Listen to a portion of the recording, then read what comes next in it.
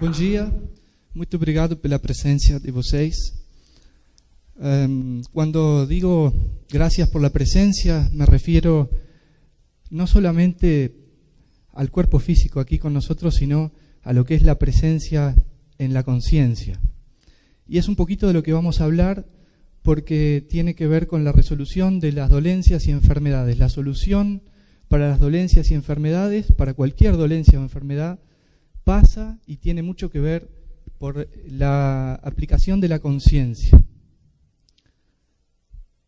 Primero quiero aclarar que si bien hay muchas maneras de ver la realidad, es importante tener en cuenta que a veces el punto de vista, la perspectiva, es lo que hace realmente la diferencia, es lo que convierte la información en sabiduría, el conocimiento en entendimiento. ¿Qué es para todos nosotros, qué es la conciencia? Tenemos que saber que existe la luz. La luz es clara como la conciencia, la luz es lo que permite ver y en eso se parecen ambas cosas. Aquello que llamamos oscuridad es la falta de la conciencia, es donde no se puede ver, pero la oscuridad solamente existe por ausencia de luz, no existe por sí misma. Aún en la oscuridad, aquellos conflictos, aquellas cosas que no vemos, actúan y tienen una influencia.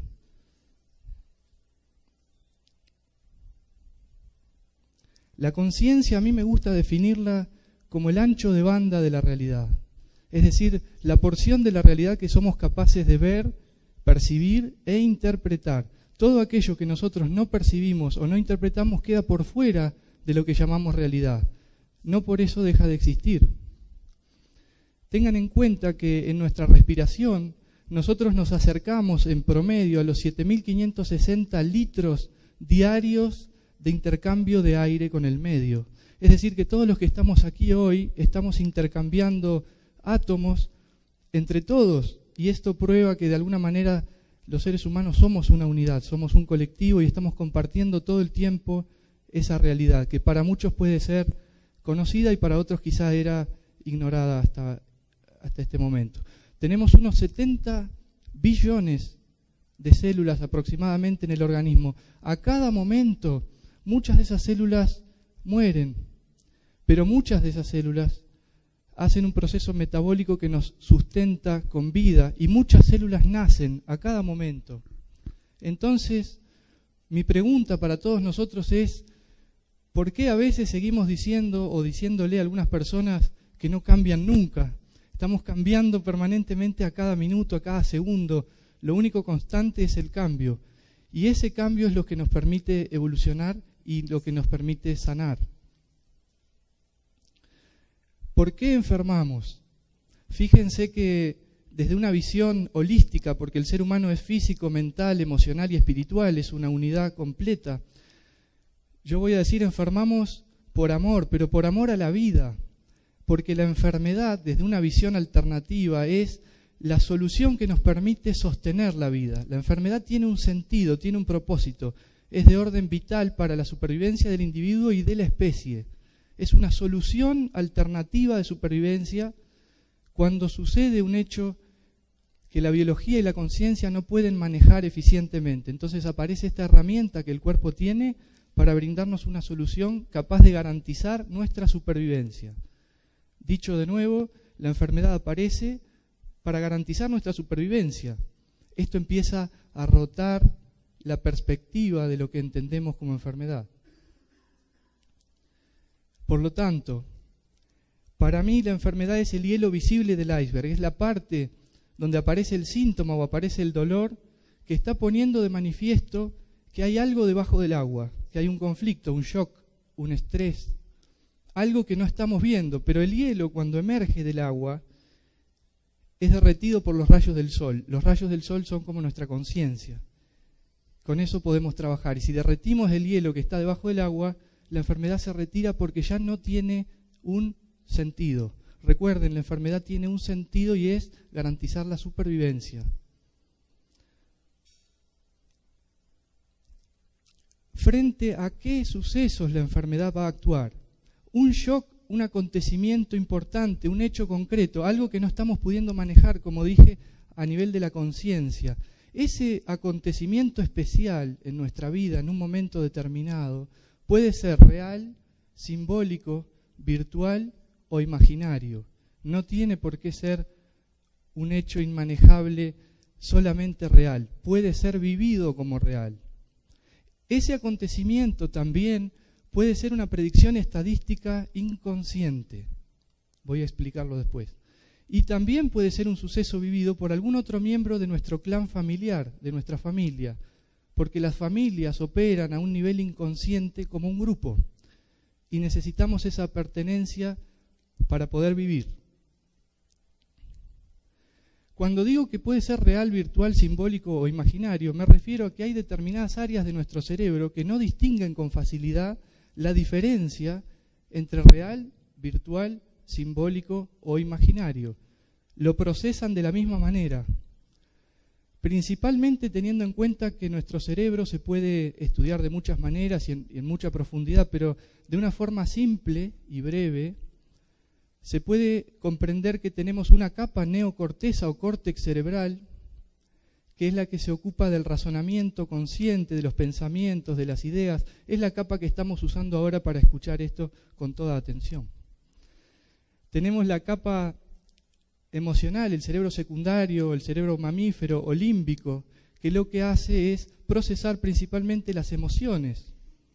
Ya empezamos a tener menos conciencia de esta capa. No podemos controlarla de la misma forma. Y el tercer nivel de nuestro cerebro, el más profundo y el más antiguo, el cerebro primario o reptiliano, es el que se ocupa fundamentalmente de las respuestas de defensa o huida frente a una amenaza o a un peligro. Ese cerebro es el que organiza nuestra supervivencia segundo a segundo. Voy a demostrar cómo funciona fácilmente, espero que nadie tenga alergia al limón. Pero imaginemos que tenemos un gajo de limón fresco, recién cortado, de un limón recién cosechado, con ese aroma cítrico particular. Lo ponemos en la boca e imaginemos, acompañen la intención de este ejercicio, que mordemos el gajito de limón y el jugo muy ácido y frío inunda nuestra boca enseguida. Si lo hacemos bien, vamos a sentir enseguida una respuesta biológica, saliva.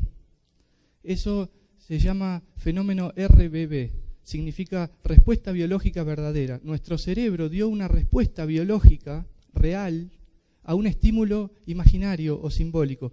Básicamente no pudo distinguir si el estímulo vino de la memoria, de la imaginación o de los sentidos. Como no pudo distinguir, lanzó su respuesta de supervivencia. ¿Qué pasaría entonces si yo tengo estrés o un shock muy grande emocional y no puedo manejarlo a algún nivel y ese fenómeno RBB dispara una solución un poco más compleja que no sea la saliva? Ahí aparece lo que conocemos como enfermedad, que es una respuesta que está tratando de compensar algo.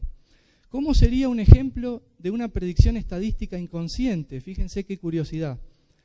Si una persona tuvo un accidente a los 8 años de edad, y supongamos que a los 16 años volvió a tener un accidente, y supongamos que a los 24 años volvió a tener un accidente, yo le diría que se cuide, ¿no?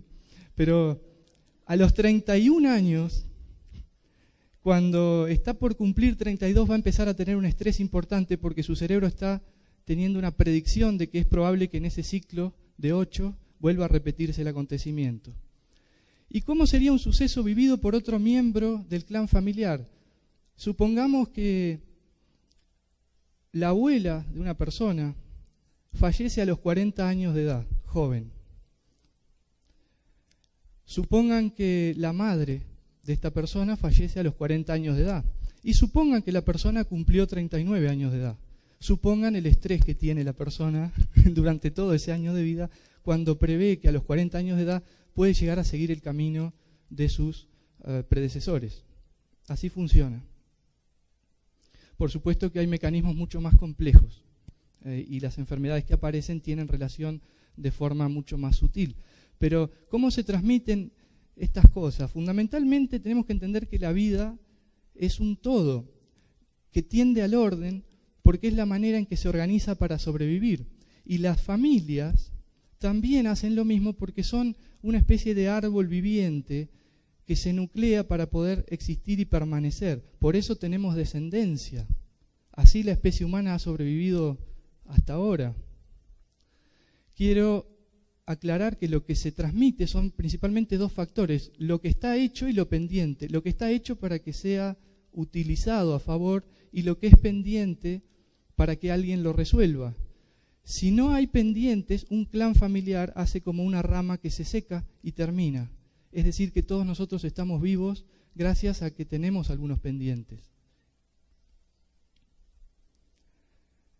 Esas lealtades, esas transmisiones no resueltas tienen por objetivo garantizar la supervivencia y mi pertenencia al clan familiar depende de esas lealtades. Los seres humanos, cuando nacemos, no podemos quedar solos, morimos. Un bebé solo, sin atención, deja de vivir.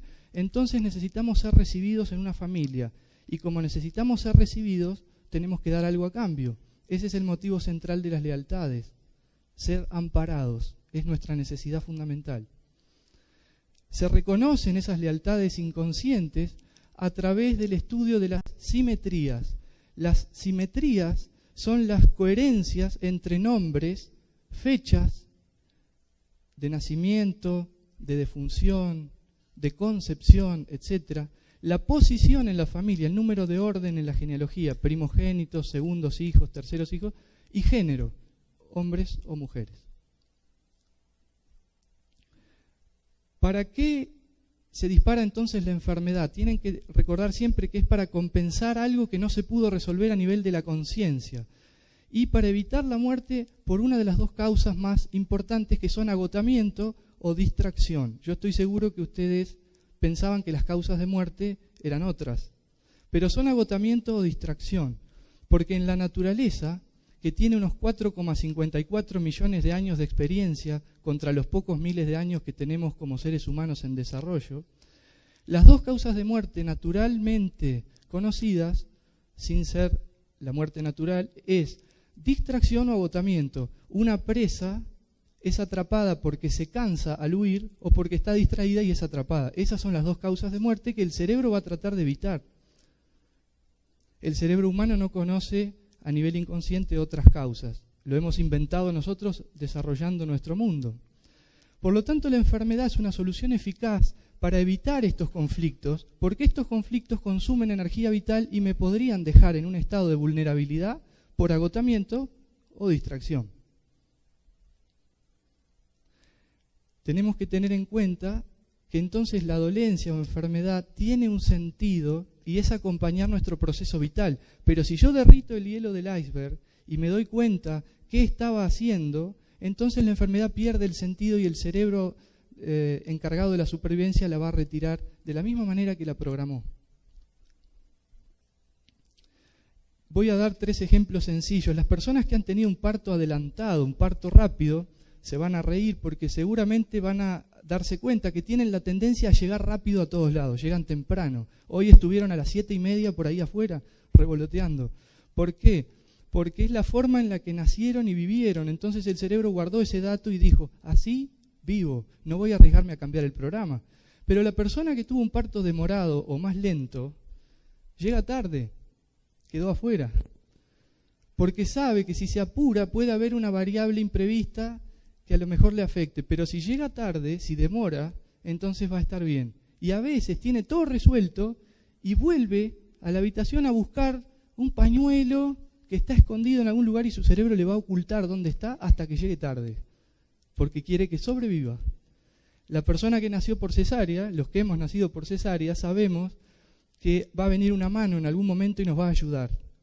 En el momento del conflicto, cuando tengamos que salir y ahí una mano nos va a rescatar, pero también tenemos la vivencia de que no nos dejan tranquilos, algo interviene todo el tiempo.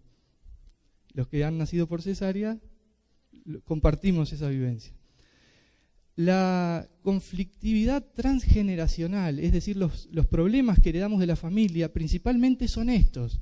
Las muertes no justificadas o injustificables, los duelos muy intensos, muy fuertes, que quedan bloqueados, que no son resueltos, o los secretos, las mentiras, aquellas cosas que están a nivel del clan familiar sin expresión. Acuérdense siempre que lo que enferma es el hielo que no se ve, lo que no se sabe, lo que no es consciente.